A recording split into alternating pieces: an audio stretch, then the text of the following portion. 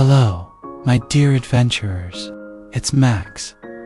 Welcome to Sleepy Night Stories, back for another evening of shared tales and adventures. Tonight, we're exploring the lore of the wizarding world, a place that has shaped so many imaginations. Now growing up reading the series, I honestly didn't know there was so much extensive info beyond the books themselves. So many tucked away details, hidden corners, and whispered histories that never made it into the main pages. The Hogwarts Express, that deep, steady rumble in the tracks beneath your feet, has always felt like the start of something magical. Even before you see the towering castle rising like a dream on the horizon, the whole journey carries an energy that's impossible to forget. The way the wind tugs gently at the edge of your sleeve as you lean toward the open window, the scent of smoke from the engine swirling with the faint tang of rain on steel. It's more than a train ride. It's the threshold between one life and another. That moment you cross through the barrier at platform 9 3/4. You're leaving behind the familiar humdrum world and stepping into a place where staircases move on their own paintings, talk back to you, and the moonlight through the high windows feels older than you can imagine. Now, if you've ever wondered how much of Hogwarts still a mystery is, even after all these years, you're not alone. There's a strange comfort in knowing the castle guards its secrets, like a living, breathing companion to the students who pass through its halls. The Marauder's Map, for example, a parchment that doesn't just show the floor plan but the very footsteps of people moving inside, is proof that Hogwarts will always have more going on beneath the surface than you can see. Imagine holding it, the paper slightly rough under your fingers, the ink fading and returning, almost as if it's breathing with you. Every corridor, every hidden staircase, even the tiny footprints of a cat winding its way toward the kitchens, all there, unfolding in real time. Those kitchens now, that's a place few ever get to see, though the smell of baking bread sometimes curls through the lower corridors, mingling with the soft hiss of steam from the pipes. Tucked behind a portrait of an enormous bowl of fruit, there's an enchantment to entering. You tickle the pear, it giggles, and the portrait swings open like a door. Inside, warmth spills over you instantly, wrapping you like a blanket, and you're met with the sight of dozens of house elves bustling about, their tiny hands moving faster than you think possible. They stir steaming pots, layer sponge cakes with delicate care, and polish silver until it gleams. The copper pans glimmer in the firelight, the air thick with the scent of roasting meat and sugared pastries. You could stand there for hours just listening to the gentle clink of cutlery, the low hum of their voices, the occasional burst of soft laughter. The room of requirement, that's another marvel, but in a quieter, more intimate way. You never find it unless you truly need it, and even then it feels like it finds you first. You walk past a blank wall, once, twice, 3 times, thinking carefully about what you need. A place to hide, a private library no one else knows about, or maybe just a cozy nook with a crackling fireplace to escape the chill. And then the door appears. Never quite the same twice. Inside, the space bends itself around your need. Furniture shifting, lighting warming or dimming, as if the room has been waiting all this time to comfort you. The air often smells faintly of parchment and polished wood, or sometimes of fresh rain. If what you truly need is to feel safe while the world outside storms. One of the darker secrets in the castle is tied to the Whomping Willow, a massive tree whose branches lash out with startling speed. To most students, it's just a dangerous curiosity fenced off for safety. But those who know its true history understand it was planted to guard the entrance to the Shrieking Shack. The branches creak in the wind, but if you listen closely, you might hear the sound change when someone approaches. The wood drawing tight like a predator tensing before a strike. In autumn, its leaves blaze golden red, but even then, there's that underlying tension, that coiled magic waiting in the trunk. Beyond the castle walls, the forbidden forest waits, a tangle of shadows and secrets.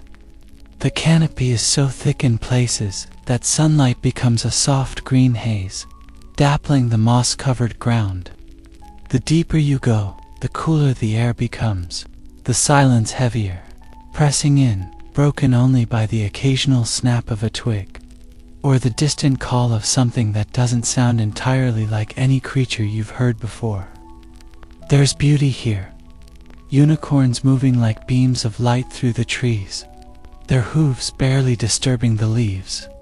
But there's danger too, the kind that moves unseen, the kind that watches as much as it hides. The forest feels old, older than the castle itself, carrying the weight of centuries in its bark and roots. Not all of Hogwarts' hidden wonders are above ground. The network of secret passageways inside the castle is vast, far more than first years are told. Some are narrow enough that you must turn sideways to squeeze through your shoulder, brushing against the cool stone, while others are grand tunnels, their arched ceilings echoing your footsteps. Many lead to unexpected places. A dusty cupboard you've never noticed before, a hidden courtyard blooming with flowers, even in winter, or a forgotten storeroom where artifacts rest under layers of dust so thick the air tastes faintly metallic. The walls seem to hum with the castle's magic, as if they're aware you're passing. The Vanishing Cabinet now is one of the more peculiar items in Hogwarts history. At first glance, it's just a tall, dark piece of furniture, heavy with the scent of old varnish. But step inside and you might find yourself somewhere else entirely. It's a strange feeling, like your body is scattered into dust for a heartbeat, then pulled together again, the air around you shifting from one scent to another. For years, it sat damaged, half forgotten, in the room of requirement, its other half far beyond the castle walls. A reminder that not all magic works as it should, and that some connections, once broken, can cause far more trouble than they ever solved. And then there's Quidditch, the heartbeat of school spirit for many. On match days, the pitch hums with anticipation long before the first broom leaves the ground. The grass smells sharp and fresh, the stands tremble faintly under the pounding of feet as students hurry to their seats. The whistle cuts through the chatter, and then the sky is alive with motion. Chasers weave in swift arcs, the quaffle flashing like a streak of red, while beaters send bludgers whipping past with sharp cracks that echo in your chest. The crowd roars for every goal, every near miss, the sound rolling like a wave over the field. It's this blend, the ordinary made extraordinary, that makes Hogwarts feel alive. You can sit in the library, surrounded by the soft rustle of pages, the gentle scratching of quills, and still feel that thrum of magic beneath it all. You can walk a corridor you've passed 100 times and suddenly see a new door open just enough to show a flicker of candlelight within. Hogwarts resists being fully known, and maybe that's the truest magic, that sense of endless possibility. Even after years of wandering its halls, it will always keep some secrets just for itself. Hogsmeade, now that's where the world outside the castle breathes its own kind of magic. It's the only entirely wizarding village in Britain, and from the moment you step through its snow-dusted streets, you can feel that mix of warmth and wonder settle over you. The roofs slope under heavy blankets of white in winter, the chimneys sending up slow curls of smoke that hang in the still air. You hear the muffled crunch of boots on packed snow, the occasional burst of laughter spilling from a doorway. And there's that faint sweetness from honeydukes drifting along the lane like a promise. Honeydukes itself, oh, stepping inside is like walking into a story you didn't know you were part of. The scent is rich and layered, chocolate and caramel, peppermint and warm sugar. Glass jars line the shelves, each one glowing faintly with the colors of the sweets inside. Acid green sugar quills, glittering peppermint toads, and rows of chocolate frogs that twitch ever so slightly, as if testing the boundaries of their boxers.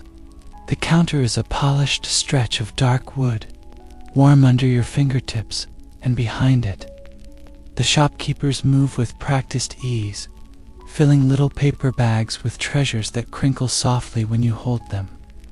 Outside, the snow keeps falling, but in here, the air is golden, heavy with comfort. Then there's the 3 broomsticks. The sign swings gently above the door, creaking just enough to remind you of the wind outside. When you step in, the air is warmer, thicker, filled with the scent of butterbeer and the faint spice of mulled cider. Wooden beams arch overhead, sturdy and dark with age, while the fire crackles in the hearth, sending flickers of light over the tables. Madame Rosmerta moves through the crowd with a smile that feels like home, her hands steady as she sets foaming mugs on the tables. You wrap your fingers around one, the warmth seeping into your palms, and take a sip. It's sweet, creamy, with just enough warmth to spread slowly through your chest. Conversations murmur all around, the kind you half hear, like music playing just beyond a closed door. On the edge of the village, almost shy in its welcome, is the shrieking shack. The wind catches the boards, making them groan softly, like the sigh of a sleeping giant. The windows are clouded, the glass warped, and though no one lives there, it has a kind of presence. The air feels thicker as you get closer, as though the house is watching. Some say you can hear screams if you stand there long enough. But in truth, it's a quieter kind of haunting. A place holding memories so tightly they've become the very walls themselves. If you step close enough, you might hear the faint creak of a floorboard where no one walks, or catch the scent of dust and old wood caught in a winter draft. The post office in Hogsmeade is a quieter stop, but no less fascinating. Rows of owls line the rafters, their eyes bright in the dim light, feathers ruffling softly as you pass. The smell of parchment and hay mingles here, along with that faint earthy scent of feathers warmed by sunlight. They watch you unblinking, as if measuring your worth before they take a letter from your hand. The air shifts with the occasional flap of wings, and somewhere deep in the back, a clerk's quill scratches steadily over paper, keeping the hum of life moving. And then, if you're lucky, you might visit Zonko's joke shop. The moment you open the door, something pops, fizzles, or clatters in the background. Shelves are stacked high with joke wands, trick sweets, and all manner of mischief makers' tools. The smell here is a strange mix, faintly burnt fireworks and sugary fizz, like laughter caught in scent. Even if you don't buy a thing, you leave with a grin you didn't notice forming. Back at Hogwarts, the changing of the seasons transforms the castle's mood. Spring brings an awakening, the air fresh and cool, with the scent of blooming flowers sneaking through open windows. The lake shimmers differently, its surface broken by the occasional ripple of something swimming just beneath. Students linger on, the lawns, the grass soft under their palms, voices carrying lightly on the breeze.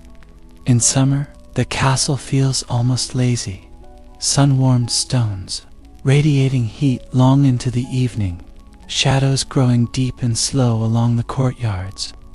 But autumn, oh, that's when Hogwarts feels richest. The leaves along the grounds shift to gold and russet, drifting down in lazy spirals that catch in the folds of cloaks. The smell of spiced pumpkin seeps from the kitchens, carrying that faint promise of Halloween feasts. Candles seem to burn warmer, steadier, casting their light like they're reluctant to give in to the coming cold. And then winter, When the castle turns inward, snow gathers on the high windowsills, frost feathering the glass in delicate patterns. Fires crackle in nearly every common room, the scent of wood smoke curling through the air. The sound of footsteps is softer, muted by the thick rugs and the hush of falling snow outside. You walk past a window and see the grounds transformed, the forbidden forest wrapped in white, the lake stilled into glass. Inside, the warmth feels deeper, as though the castle itself is drawing its arms around you. Hogwarts at night is something else entirely. The corridors darken, lit only by the occasional torch, shadows flickering along the stone walls. The sound of your footsteps seems louder here, echoing off the walls and fading into the quiet. If you pause, you can hear the distant shift of the building itself. Wood settling, stone sighing softly. Somewhere far off, an owl hoots its call, carrying faintly through the high windows. And then there's the astronomy tower. Climbing the steps feels endless, each turn of the staircase bringing cooler air. When you reach the top, the night sky opens before you. Stars scatter themselves across the dark, each one sharp and clear in the thin, cold air. The wind brushes against your cheeks, carrying the scent of pine from the forest. You stand there, the whole world stretched out in silence, and for a moment, it feels as though the castle is simply a vessel to bring you closer to the sky. Some places in Hogwarts are so small and hidden they feel like secrets meant for you alone. A bench tucked under a narrow arch, where the light falls just so in the afternoon. A window ledge wide enough to curl up with a book where you can watch the rain slide down the glass in silver threads. The magic of the place isn't always loud. Sometimes it's in these soft, still moments. And that's the thing. The real enchantment of Hogwarts isn't only in the spells and charms. It's in the way it breathes with you, the way it becomes part of your rhythm. You carry it with you in the scent of old parchment, in the sound of a door creaking open when you thought you were alone, in the warmth of a cup between your palms as snow falls outside. There's a certain hour in the evening when the sky fades to deep indigo, and the castle seems to listen to itself breathe. The great hall glows with a softer light, then candles floating high above, their flames swaying gently with drafts you can't quite feel. The ceiling mirrors the night outside, stars scattered across it in silver pinpricks, drifting clouds crossing now and again, as though even the sky here enjoys lingering indoors. Long tables gleam in the candlelight, polished wood reflecting that warm glow.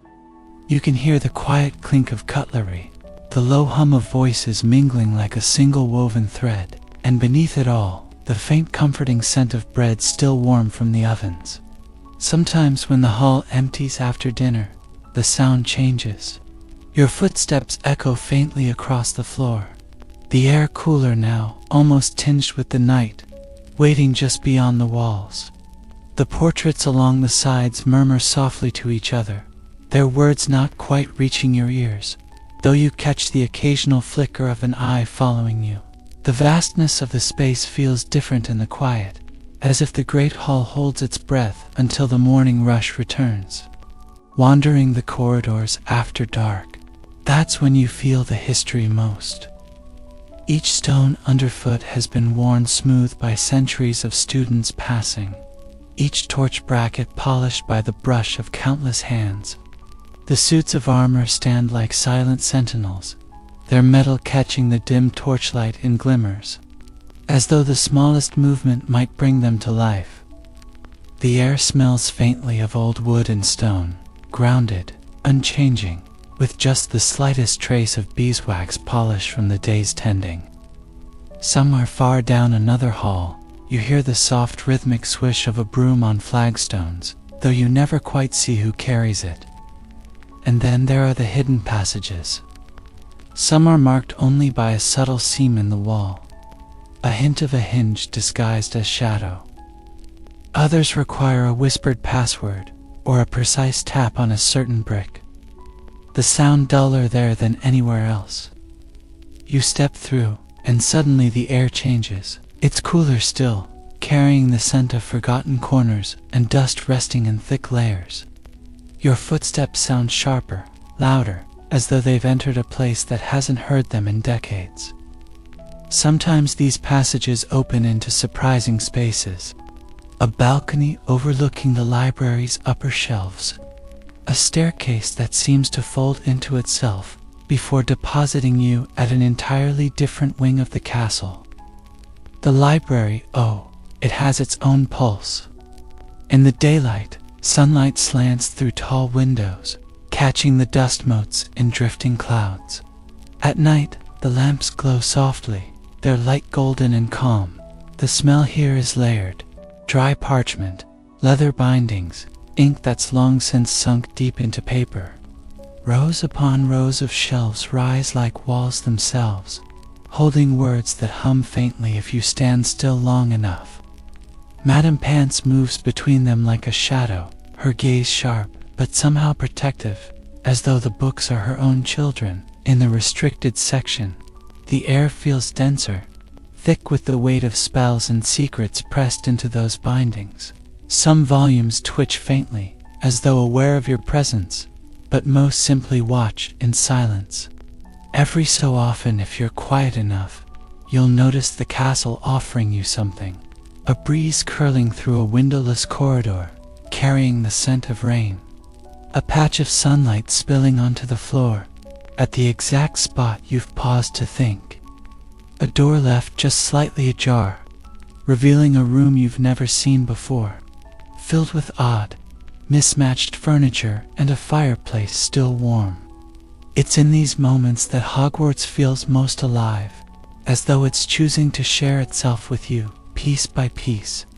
The common rooms are another world entirely. Each one has its own soul, shaped by the students who fill it year after year. The Gryffindor common room hums with energy even in quiet hours, the red and gold drapings holding the firelight in a way that makes the walls seem to glow. It smells faintly of wool and smoke, and somewhere under that, the sweet trace of treacle tart from the kitchens. The armchairs here are deep and forgiving, the kind that seem to wrap around you as soon as you sit. The Ravenclaw Tower feels different, lighter, the air clearer up here. Touched by the wind from high windows, you can hear it whisper faintly against the glass, a sound that blends with the occasional creak of the wood underfoot. The furniture is slender and elegant, but every seat is placed so you can watch the sky or the mountains beyond. It smells faintly of parchment and the soft temps of ink. Hufflepuff's common room is grounded, warm in a way that feels almost like being in a kitchen. The scent of baking lingers here, bread and herbs as though the walls have soaked it in over centuries. The light is golden, softened by the curve of the ceilings and the low archways. The furniture is sturdy, welcoming, the sort that invites you to linger for hours without realizing it. Slytherin's common room hums with a quieter kind of presence. The light is cooler here, green-tinged from the lake's filtered glow through the windows. Shadows shift along the stone walls, as though something outside is always moving just beyond sight. The air carries the faint mineral scent of water, and the deeper you breathe, the more you notice the undercurrent of something richer, older. Late at night, when most of the castle sleeps, the kitchens are still awake. The elves move quietly, their footsteps almost soundless on the flagstones. Pots and pans gleam faintly in the lamplight, the smell of bread and roasting meat still lingering from the evening's work. If you tap the painting of the fruit in just the right spot, the pear will giggle and turn into a handle. Inside, warmth envelops you instantly, as though the very air is woven from comfort. And above all, through every hall, every room, every corner, there is the sense that Hogwarts remembers. Every laugh, every whispered secret, every hurried footstep, they've all been folded into its walls. The magic here is more than spells and enchantments. It's in the way the castle holds every moment you've ever given it and keeps it safe, waiting for you to return. There's something about the forbidden forest that draws you in even as it warns you away. By day it seems vast and shadowed with towering trees whose tops sway high above, cutting off most of the sunlight. The air here is cooler, damp in a way that clings to your skin, and the scent is thick with earth and moss. You hear distant rustles, not quite close enough to see, and every now and then, a soft snap of a twig that makes you pause mid-step.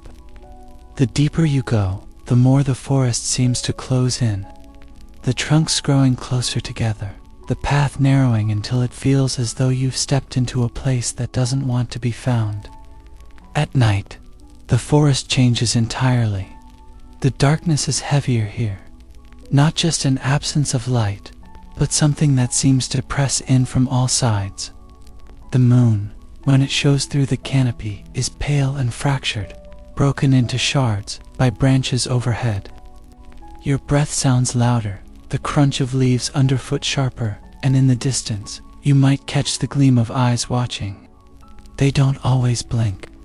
If you listen closely, you might hear the steady hoot of an owl, or the deeper, slower rustle of something far larger, moving just beyond sight.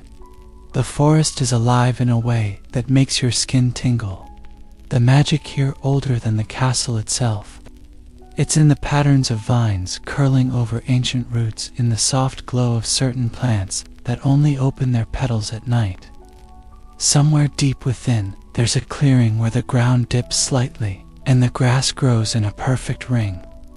The air here is still, as though it's been waiting for someone to step into it. They say centaurs pass through this spot, their hooves leaving almost no trace in the soft earth.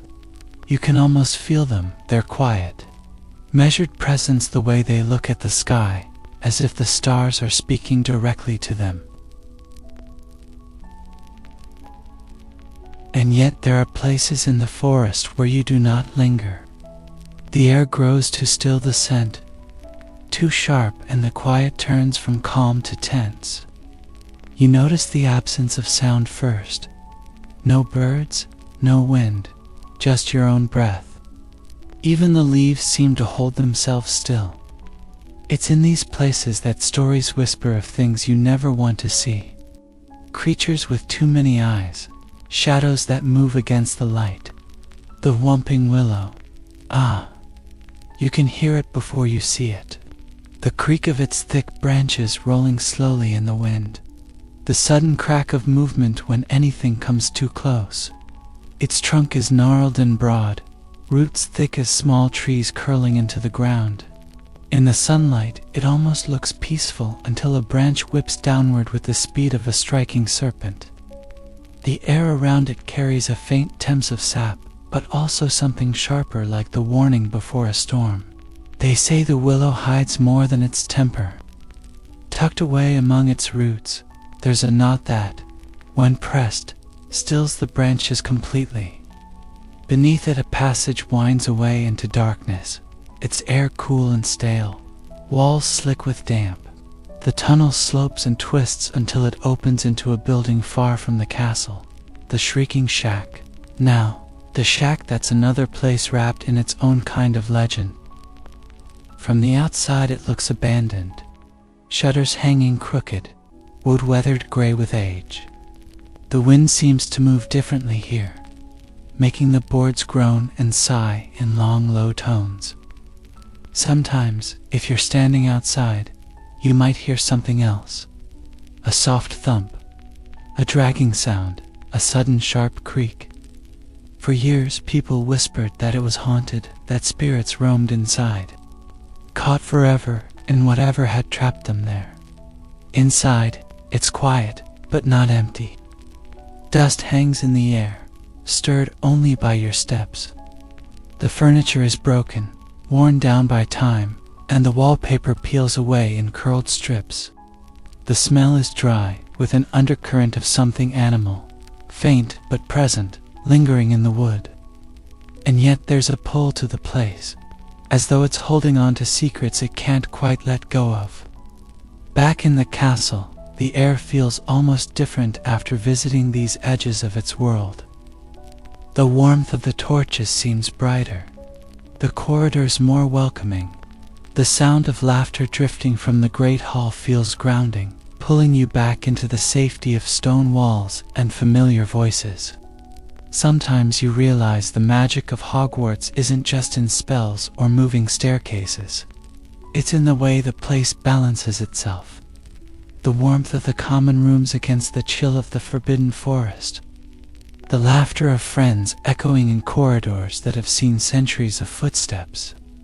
The knowledge that darkness exists, but so does light, and the two seem to weave together in a way that makes the castle feel whole. Even the paintings with their moving figures and watchful eyes carry that same sense of balance. Some greet you with warm nods, their voices friendly, offering bits of advice or news.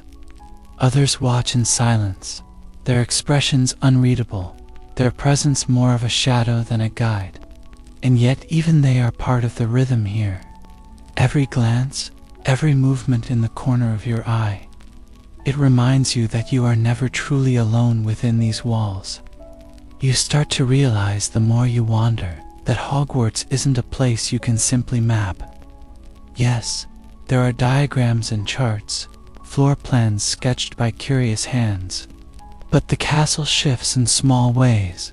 A staircase here, a door there, as though it is alive, reshaping itself to fit the moment. You could walk the same corridor every day for a month and still find a new portrait or alcove you've never noticed before. And perhaps that's the true magic. Not the grand spells or famous artifacts, but the quiet surprises. The way the castle seems to reveal itself to those who are willing to linger. The soft, patient way it waits for you to notice something as though it knows you'll treasure the moment when you finally do. The Great Hall, it always feels like stepping into the heart of Hogwarts. The air here is rich, filled with the scent of whatever feast is waiting, a comforting mix of fresh bread, roasted meats, and the sweeter hint of treacle tart drifting from the far end of the tables. The stone walls rise high above you, disappearing into the enchanted ceiling, which mirrors the sky outside. Tonight the stars shimmer across a deep midnight blue, clouds drifting lazily as if the ceiling itself is taking a slow breath. Candles hover in midair, hundreds of them, each flame swaying gently in an invisible breeze. Their light is warm, golden, and it spills across polished goblets and plates until the whole room glows. When you step inside, there's a sound that hits you first. Not just voices, though there are plenty, but the layered hum of life. Laughter in one corner, the clatter of cutlery in another, a burst of applause from somewhere down the Hufflepuff table. It's the kind of noise that wraps around you full, but never harsh, the sound of a place that is alive and content. The long tables stretch out in perfect rows, each one set with care. The plates are never empty for long, food appearing in generous heaps with the softest shimmer of magic, as though the castle itself knows what you're craving before you do. If you pause to breathe in, you can almost taste the warmth in the air. At the far end, the staff table sits slightly raised, lined with chairs for professors and guests. Dumbledore's chair, tall, with an elegance that still feels inviting, often sits with a small plate in front of it and a faintly amused smile behind it. The other professors talk in quiet tones between bites, their robes catching the candlelight as they shift. There's a rhythm to their conversations, pauses where they watch the students, moments when a passing word or glance is shared between them that makes you wonder just how much they see. But perhaps the most magical part is not the feast or the ceiling, or even the people. It's the way the Great Hall seems to shift with the seasons. In autumn, leaves sometimes drift across the ceiling, catching the light before vanishing into thin air. The colors are warm and deep, rusts, ambers, and golds, casting the whole room in an autumnal glow. In winter, the air turns crisp, and the ceiling fills with soft, drifting snow that never melts on your skin. The tables glisten with holly and mistletoe, and the scent of cinnamon and nutmeg winds between the rows. Spring brings bursts of pale blossoms, petals that sway gently overhead. And summer, well, in summer, the ceiling is all wide skies and drifting clouds, sunlight spilling in golden sheets. The sorting ceremony, if you've ever seen it, you know it holds a kind of weight. First years standing in a nervous line, eyes darting across the 4 long tables, searching for a hint of what's to come. The sorting hat, frayed and patched, but somehow alive, calls out house. Names in a voice that fills the hall. Cheers rise from the winning table each time, arms pulling new students into the fold. There's warmth in those moments, the way a stranger becomes part of your story in the span of a heartbeat.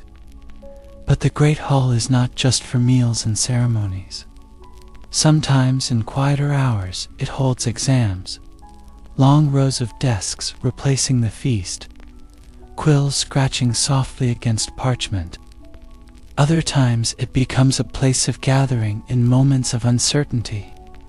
The walls seem to listen then, holding on to the words, the silences, the collective breaths of everyone inside.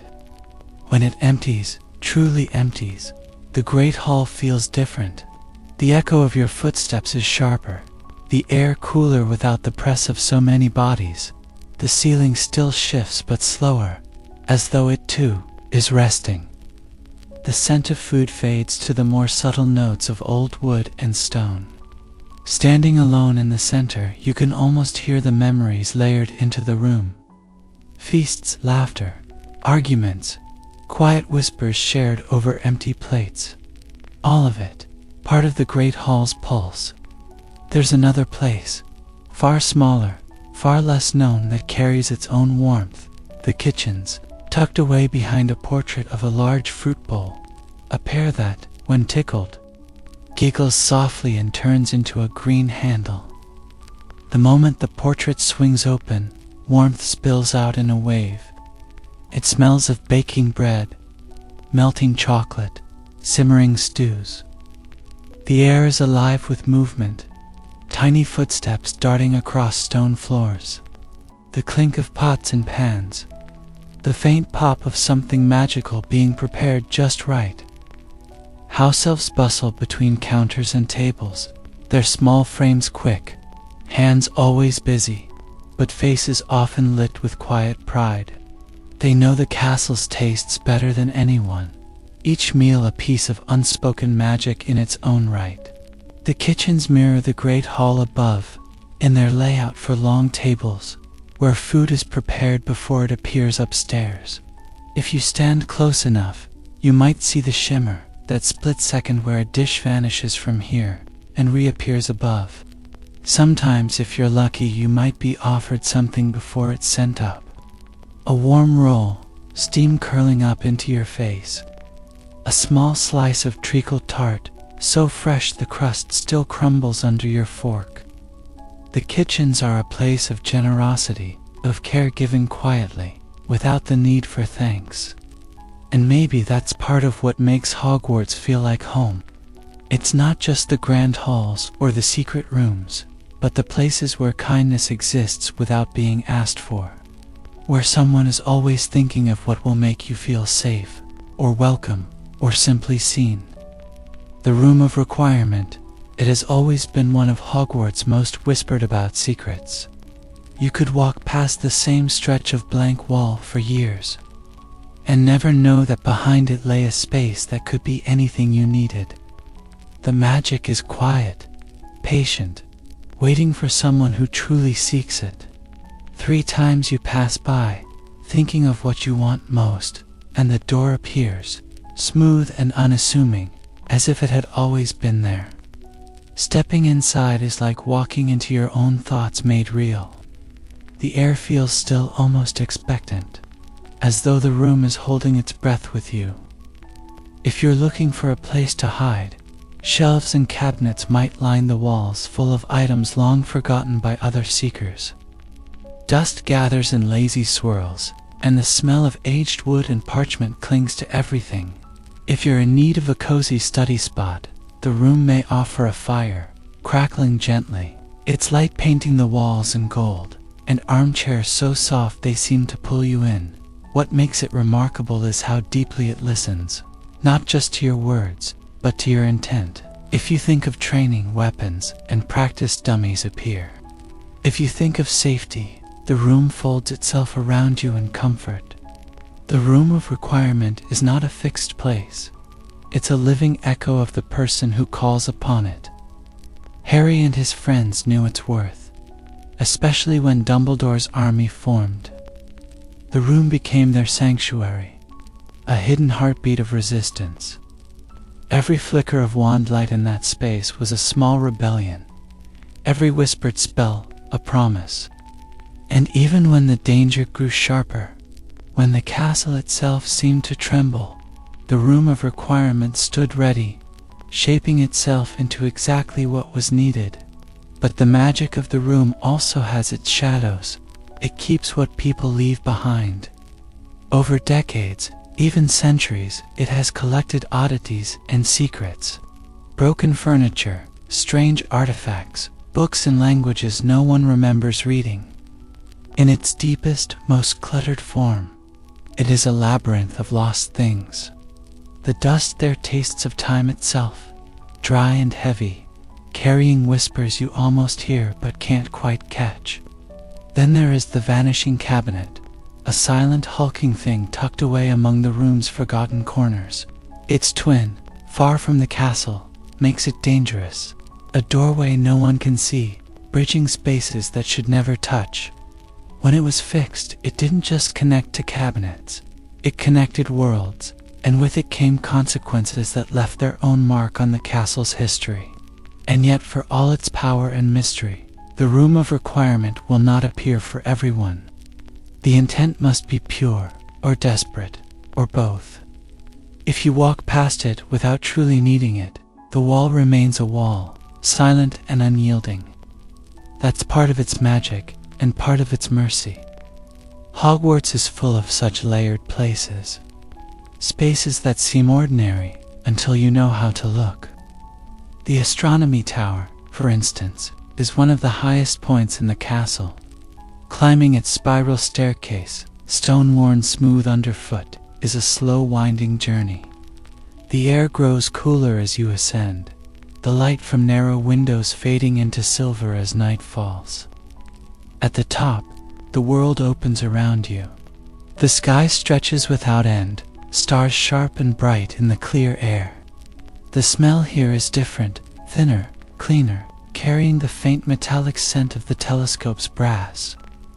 From here you can see the whole curve of the lake below, the forbidden forest in its dark, watchful sprawl, the faint lights of the castle windows. It's a place for study, yes, but also for moments of quiet reflection. The wind carries voices away quickly up here, so what you say feels like a secret even if it isn't. The tower has witnessed laughter, heartbreak, solemn vows, and more than a few stories that ended in silence. And beyond the castle walls, there is the lake itself. Black and still in the moonlight, it stretches wider than you first think. The surface looks calm, but below there is life.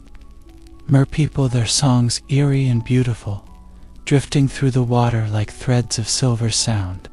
The giant squid, a strange and oddly gentle creature, sometimes surfaces, its massive tentacles rippling the water in slow, playful arcs. In summer, the air near the lake is heavy with warmth and the smell of grass. Students sit along the shore, skipping stones, leaning back in the soft hum of cicadas. In winter the edges freeze, a thin layer of ice, catching the pale light, and the wind off the water carries a sharper bite. There's a certain magic in knowing that the same water has reflected centuries of faces, generations of students, each with their own story. The lake is not just part of the scenery, It's part of the castle's memory, and the forbidden forest, dark and sprawling, watches all of it. From the edge it looks like nothing but shadow.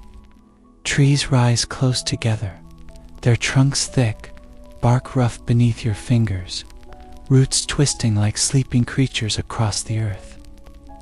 The air smells of moss and damp earth, and deeper in, of something wilder.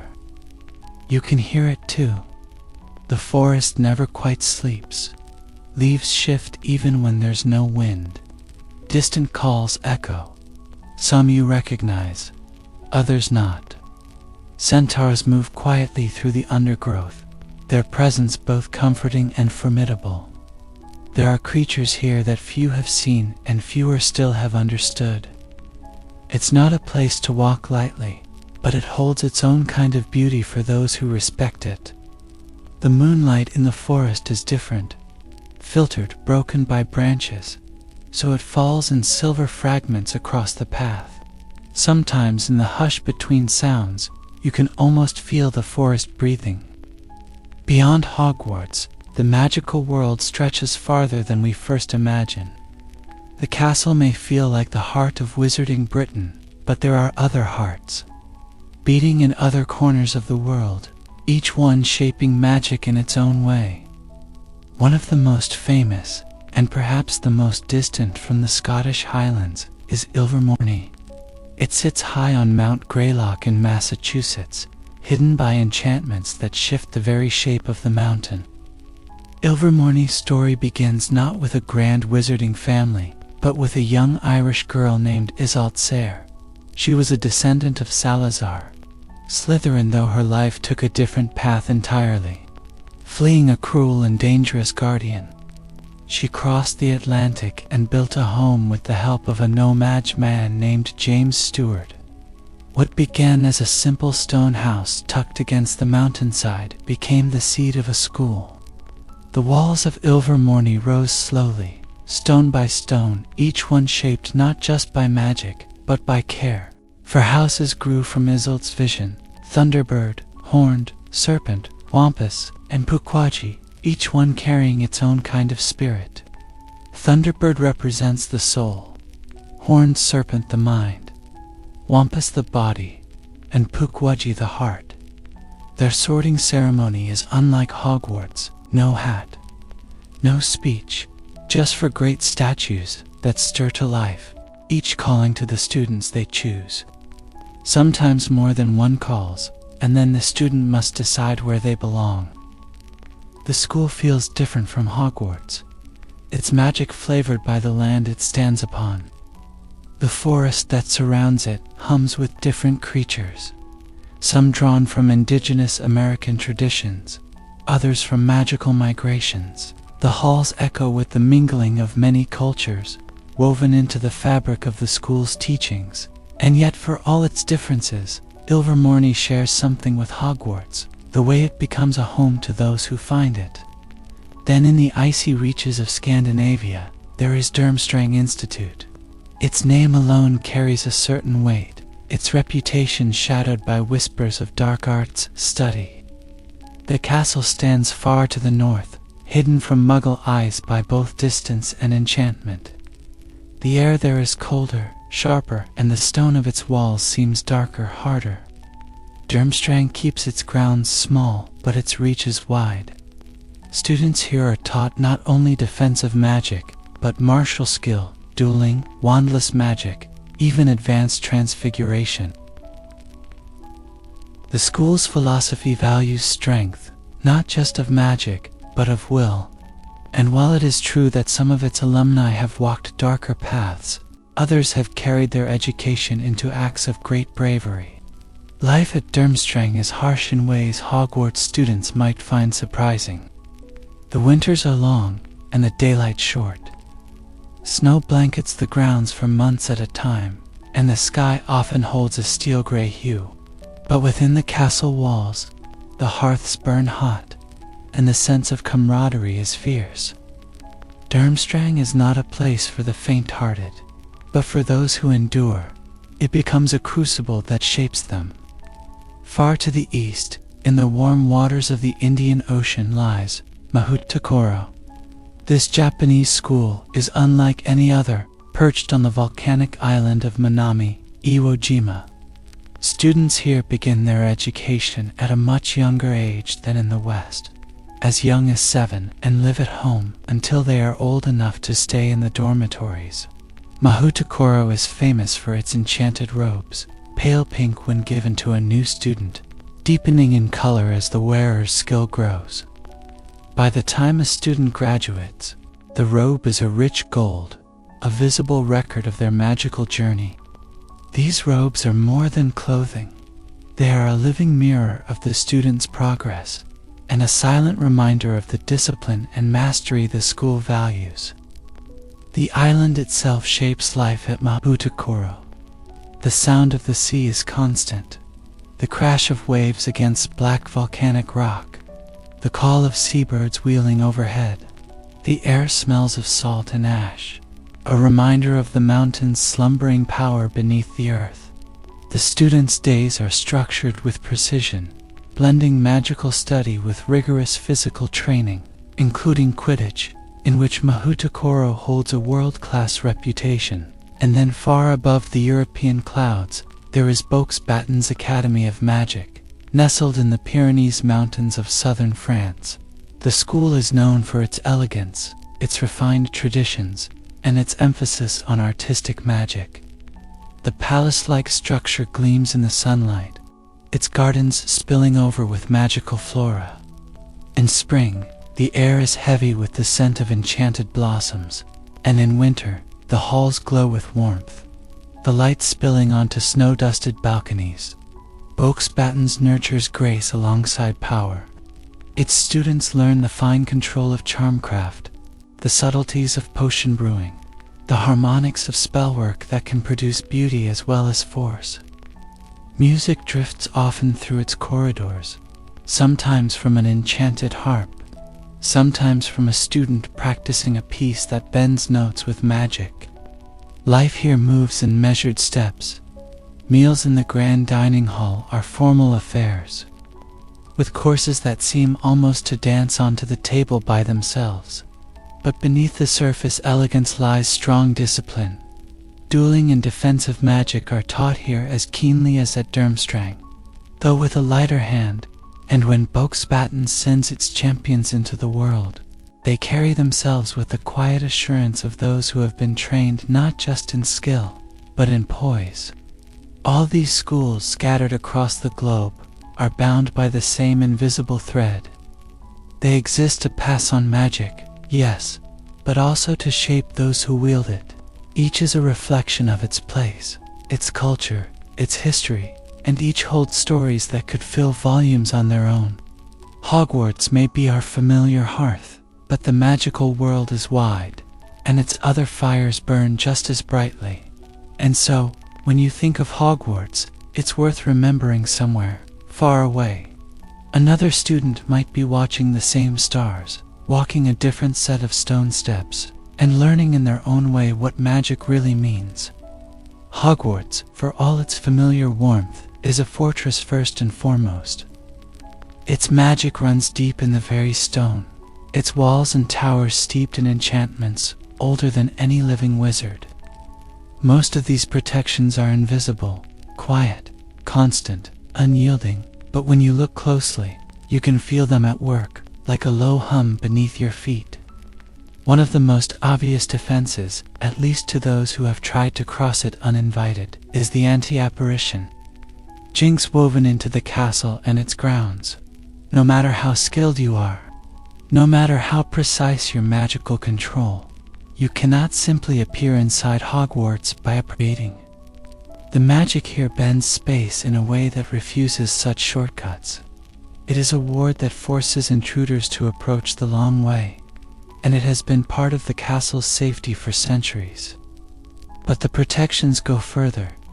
The very layout of the castle itself seems to shift in ways that confound outsiders. Staircases slide from one landing to another, corridors twist into unfamiliar shapes, and rooms appear or vanish depending on need. Even those who have lived within these walls for years can find themselves unexpectedly turned around, as if the castle itself chooses who can find their way. And then there are the guardians, not just living staff or vigilant professors, but magical creatures that roam the grounds.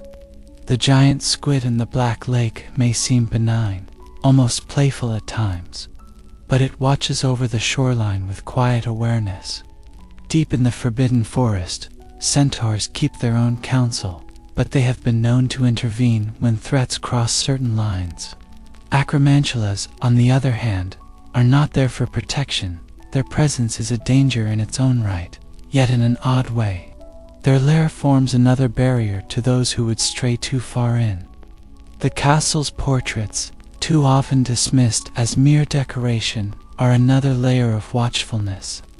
They travel between frames, carrying messages to one another, reporting anything unusual. A conversation in one corridor might be overheard by a painted witch, who passes the news along through a dozen frames until it reaches the headmaster's office. The walls themselves, in a sense, are alive with eyes and ears. And then there's the magic that feels almost like a living will. The founders wove their intentions into the school, and it seems, at times, to respond according to those original designs. The Sorting Hat, once Godric Gryffindor's own, still decides the fates of new students each year, reading not just their talents but their hearts. The Room of Requirement appears only to those in need, offering exactly what will help them in that moment, and just as easily, disappearing from those who seek it for selfish gain. Some of the castle's defenses are more obscure old spells set in place by headmasters long gone. For example, the protective charms that surround the astronomy tower are not just to keep students from falling, they also act as a magical detection grid, sensing when dark or destructive spells are cast within its range. Down in the dungeons, the very stones are laced with enchantments that repel certain magical intrusions, making it harder to smuggle in cursed objects without triggering alarms. The gates of Hogwarts themselves hold enchantments that feel almost ceremonial. They open wide when the carriages arrive each September, welcoming the new term, but outside those moments, they are bound shut, warded so tightly that even a strong blasting curse would do nothing more than scorch the iron. But perhaps the most fascinating thing, the magic that guards Hogwarts is not static. It evolves, responding to threats over time. When the Chamber of Secrets was opened, for example, additional wards were quietly strengthened in the years afterward, though students may not have noticed. After the Triwizard Tournament's dark turn, certain charms against impersonation, the sort that Polyjuice Potion enables, were reinforced around key areas of the castle, and then during the Second Wizarding War, the castle revealed its greatest power. Under the direction of professors and members of the Order of the Phoenix, the entire school became a battlefield, ready to resist Voldemort's forces. Statues in suits of armor were awakened to fight. The bridge was rigged with explosive enchantments, and the grounds were sealed tighter than ever before. The Battle of Hogwarts showed something that's easy to forget. The castle is not just a place of learning. It is a stronghold, a sanctuary, and, in its own way, a living ally to those who call it home. Even after the war ended, even when peace returned, some of the new protections remained. You can almost feel them now, if you walk through the corridors alone at night. That subtle sense that you are being watched over, protected by centuries of layered spells. Hogwarts has its quirks, of course, and sometimes those quirks double as defenses. Peeves, the resident poltergeist, is chaos embodied, but his meddling has, on more than one occasion, disrupted plans that would have harmed the school. The trickster with the disappearing step may frustrate students, but it can trip up intruders just as effectively. Even the castle's occasional stubbornness, doors that refuse to open, Passageways that collapse without warning seems to act in favor of its own safety. And there's something else, something harder to define. Those who have lived within Hogwarts often speak of moments when the castle seemed to help them, guiding them toward safety, revealing a hidden door just when they needed it, or keeping them from wandering into danger. Whether this is merely the luck of the place, or the combined magic of generations of witches and wizards, saturating the stone, no one can truly say. But it adds to the sense that Hogwarts is more than the sum of its enchantments. It's easy to think of the school as a static, ancient thing. But in truth, Hogwarts breathes. It remembers. And while it welcomes those who belong, it will always, in its own quiet way, resist those who seek to harm it. And so, when you stand in the courtyard and look up at its towers against the night sky, know that you are not just looking at walls and windows. You are looking at centuries of careful, deliberate magic, magic that has weathered wars, dark lords, and the slow march of time, and remains steadfast, a beacon in the highlands. Even after all the grand history, the wars, the enchantments, the legendary figures who walked these halls, some of the most magical parts of Hogwarts are found in the smallest details. They're the little wonders you only notice when you're still. When you slow down enough to let the castle's daily rhythm settle over you like a blanket. For example, the scent of the Great Hall at breakfast. It's not just the smell of porridge and toast, but a mingling of hundreds of meals prepared over centuries. A faint, comforting perfume of roasted coffee, warm bread, and something sweet that's hard to name, but always there. The enchanted ceiling, mirroring the morning sky, adds its own quiet magic. The clouds drifting lazily above, as though they too were taking their time to wake up. Then there's the library. Even if you're not searching for a specific book, the Hogwarts library invites wandering. Its upper galleries creak softly underfoot, the air thick with the scent of parchment and ink, and somewhere, faintly, the sound of a quill scratching. Some of the books shift when you reach for them, deciding whether you're worthy to read their pages, while others hum faintly, holding their spells like a low chord waiting to be struck. Madame Pants guards them with a hawk's gaze. But if you approach with genuine curiosity, the library seems to warm to you, almost like it recognizes your intent. And then there's the way the castle changes with the seasons. In winter, the corridors hold a sharper chill, and you can sometimes see your breath when you're hurrying to class.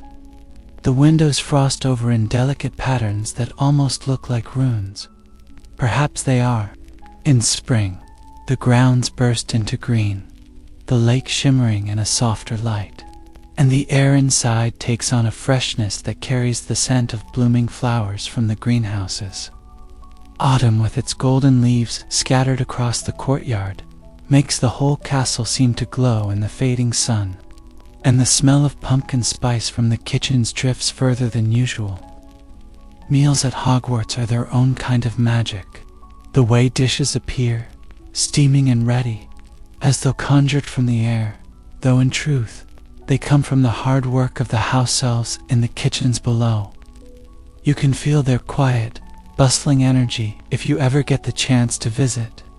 The kitchens themselves are warm and filled with the sound of clinking pans and soft laughter, and the elves are always eager to offer you something fresh from the oven, whether it's a treacle tart or a buttered scone. Hogwarts life is also measured in the little rituals of students. The rush down the grand staircase when the first snow of the year begins to fall. The hush that falls over the great hall when owls swoop in with the morning post. The way the common rooms each have their own scent and sound. In Gryffindor Tower, the crackle of the fireplace is a constant companion, along with the faint smell of wool from the worn armchairs. In the Ravenclaw common room, the air feels a touch cooler, sharper, like a space where the mind stays alert. Hufflepuff's quarters are warm and earthy, with the comforting scent of baked bread drifting from somewhere nearby, and Slytherin's common room, with its view of the lake through green-tinged windows, has a hushed, almost underwater stillness. There are also those moments when the castle seems to speak to you, not in words, but in the way it reacts. A door that swings open just as you're about to turn away. A stair that holds still when you're in a hurry, only to move again once you've passed. A warm patch of sunlight in the library that seems to wait for you to settle into it before the light shifts. It's as though the building itself enjoys these small conversations with its inhabitants. And of course, there's the music. Whether it's the faint notes of the frog choir rehearsing somewhere down the corridor, or the distant echo of the Hogwarts school song sung in the most mismatched tempos imaginable, music has a way of weaving through the day. On quiet evenings, you might even hear the soft hum of Peeves drifting through the halls. Tuneless but oddly fitting as he floats along looking for some mild mischief. Hogwarts is full of smells and sounds that mark its character. The sharp tang of potions ingredients from the dungeons. The sweet waft of chocolate frogs from the trolley during train arrivals. The faint singe of spellwork in the air. After a particularly energetic charms lesson. The sound of quills scratching during exams. The occasional boom from the direction of the defense against the dark arts classroom. The rustle of hundreds of cloaks during morning assemblies. All of it blends into a kind of living soundtrack. And yet, for all its comforts, the castle keeps its mysteries. There are doors you'll never open, portraits that go silent when you approach, tapestries that seem to watch you more than you watch them. There are places you can pass 100 times and only notice on the 101st. A strange alcove, a high window that offers a view you've never seen, a tiny spiral staircase that leads nowhere and ends in a wall of smooth stone. It's this combination, the homely and the mysterious, that makes Hogwarts feel alive. The small pleasures ground you, make you feel safe, while the unanswered questions pull at your curiosity. And it's in that balance that the magic truly thrives, because here, comfort and wonder live side by side. So when you think of Hogwarts, don't just think of the great battles or the famous wizards who passed through. Think of the quiet, cozy moments. The way the light falls through the library windows at dusk. The feeling of a warm mug of cocoa in your hands by the fire. The soft pad of footsteps in the hall when everyone else is asleep. These are the moments that, once you leave, you find yourself remembering most vividly. The ones that stay with you like the scent of parchment and wood smoke clinging to your robes long after you've gone. And now, my dear adventurers, we've come to our final chapter tonight. It's strange, isn't it, how speaking of Hogwarts feels a little like walking its corridors. You wander, you pause, to admire something small and beautiful. You take a turn without quite knowing where it leads, and before you know it, you've arrived somewhere that feels both familiar and entirely new. When I think of Hogwarts, I don't just see the turrets and towers rising against a twilight sky. I feel the weight of its air, the hush of its stone walls, the way the magic seems to hum softly in the background, like the faint vibration of a well-tuned harpstring. It's a place that doesn't just exist in one moment, but in every moment it has ever lived through, layered and folded together, so that you're always surrounded by echoes of what has been. You can almost hear them, the whispers of long-gone students who laughed in these halls, the determined footsteps of professors who carried wisdom like lanterns through the dark, the rustle of pages turned in candlelit corners by hands eager to uncover secrets.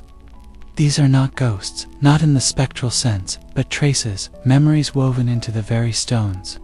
Every laugh, every spell, every sigh of relief after a difficult exam, it all lingers, making the castle not just a building, but a living, breathing memory. Hogwarts is not perfect. It has its dangers, its heartbreaks, but maybe that's part of its beauty. The magic is real because it carries both the light and the shadows. The same staircases that delight you with their shifting paths can just as easily lead you into trouble. The Forbidden Forest, beautiful in its moonlit quiet, can be deadly to the careless. Even the cozy common rooms can feel lonely if you're nursing a broken heart. But the truth is, that's life, isn't it? Magic doesn't erase the hard moments. It makes the good ones shine brighter by contrast. And oh, the good moments. The first sip of pumpkin juice after a long morning. The feeling of flying for the first time. Wind tearing at your robes as the ground falls away. The comfort of friends laughing beside you in the common room. The thrill of a secret passage discovered purely by accident.